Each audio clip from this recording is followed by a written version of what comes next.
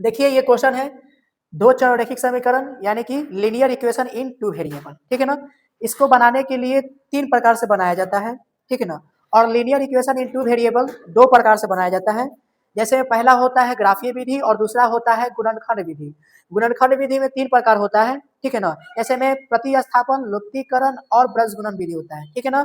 हम आपको बेसिक पढ़ा रहे हैं, इसीलिए हम कोई एक तरीका से बता देंगे, आपको सिर्फ बनाने आना चाहिए। बेसिक क्लास में सिर्फ आपको बनाने आना चाहिए कि जो होता है लीनियर इक्वेशन टू वेरिएबल किस तरीका से बनता है, यही ना। तो चलिए पहले स्टार्ट करते हैं। देखिए आप क्या कीजिएगा कि ये दोनों x और या y को बराबर करिएगा, x और y को क्या कीजिएगा, बराबर कीजिएगा। तो बराबर करने के लिए पहले क्या करेंगे, क्वेश्चन उतार लेंगे। यहाँ पर देखिएगा 2x plus 3y is equal to 0, ये कितना है, समीकरण फर्स्ट है ना हुआ।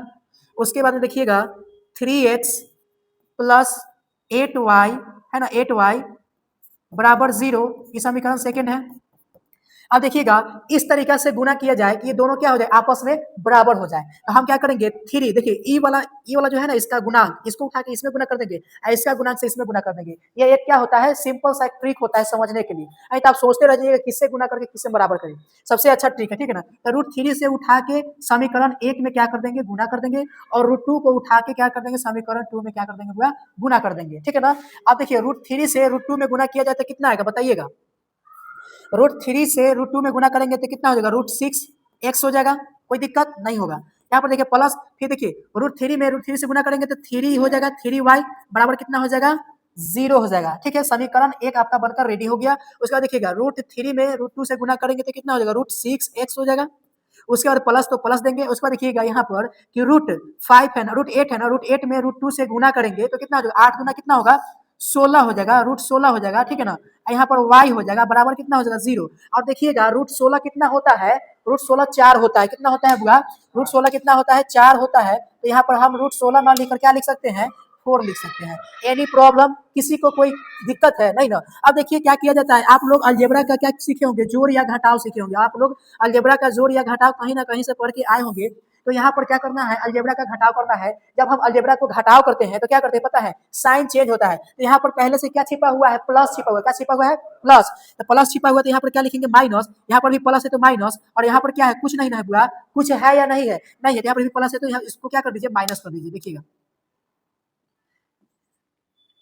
ये क्या है, 0 है, और यहाँ पर क्या था, प्लस तो माइनस। तो 0 में माइनस करो या प्लस करो कोई दिक्कत नहीं, लेकिन हम कर दिए हैं आप लोग को समझने के तौर पर, ठीक है ना। अब देखिएगा ये प्लस में क्या है, प्लस में √6x है और माइनस में √6x है, तो दोनों से दोनों कट जाएगा, किसी को दिक्कत है नहीं ना। अब क्या करेंगे, देखिए ये प्लस में कितना है, प्लस में 3y और माइनस में 4y, तो घटाएंगे तो -4y, और इसको घटाओ या जोड़ो, 0 है तो 0 हो जाएगा, कोई दिक्कत नहीं ना। अब देखिए गुणांक में ये जो कितना है, -y है, तो ये गुणांक में क्या है, -1 गुना y है, इतना आप लोग समझ जाइएगा, -1 गुना y है। तो देखिएगा यहाँ पर -1, ये 0 है ना, इधर -1 जाएगा, तो बराबर में कितना हो जाएगा, y बराबर ये 0 हो जाएगा, क्या हो जाएगा, 0। यानी कि y का वैल्यू मेरा कितना आ गया, 0, ठीक है ना। y का वैल्यू कितना आ गया, 0। अब क्या करना है, यहाँ पर ध्यान दीजिएगा, विशेष बात यहाँ पर ध्यान दीजिए, क्या करना है। अब समीकरण यहाँ एक है ना, एक, तो कोई एक समीकरण यानी कि हम समीकरण 2 ले लेते हैं। देखिए हम लिखेंगे कि समीकरण,